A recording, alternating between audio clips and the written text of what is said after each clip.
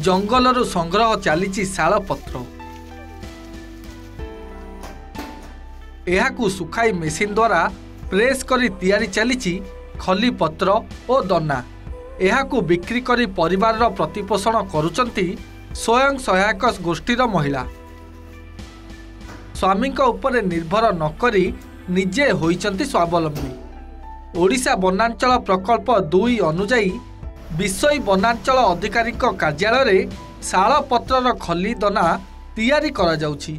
एथिपाई विषय क्लब खड़माबेड़ा पंचायत दूधकुंडी गाँव विदुचंदन नामक स्वयं सहायक गोष्ठी को एही दायित्व दिया जाइछि। एथिपाई उत्तम किस्मर मेसीन मध्य जोगाई दिया जाउछि।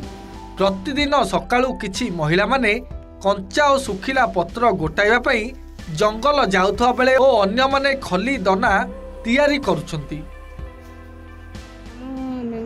ग्रुप समस्ते मिसंती 10 जन महिला किंतु गारे जो अछंती अन्य महिला माने करूछंती।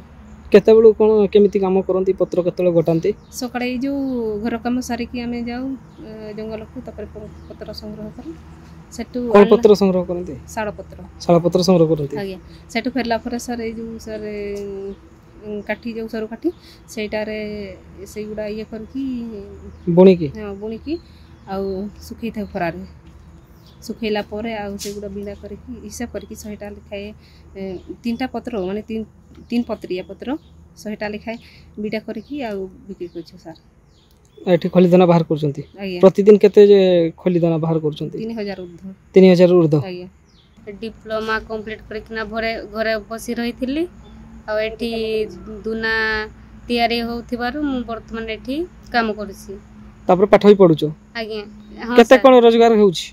हाँ 3 माने बेसी होउछि माने केमती दुना तैयारी होबो से अनुसार पैसा होउछि। दिन को केते दुना तैयारी करछो? दुना खली 3000 ऊर्ध्व। दिन को 3000 रु 4000 खली दना तैयारी करि पारुछंती। एहाकू किनिबा पाई विवाह व्रत घर और अनेक दोकानी ऑर्डर दियंती। गाँव अनेक महिला एहा द्वारा निजर परिवार चलाई पारुछंती। सेमानक अनुजाई पूर्वरु तांको पाखरे कोनोसी रोजगार करिवार माध्यम नथिला किंतु एबे शालपत्रर खलीदना बिक्री करी से बेस 2 पैसा रोजगार करि पारुछंती। आगे आमे जंगल जाई किना पत्र संग्रह किना आनु सेठिना सुखे दे किना आमे पत्र मशीन रे सिलाई करू तापरे से बाहर को बिकी दे। दिन को केते बाहर छिपो? आगे हम दिन को हमर 3-4000।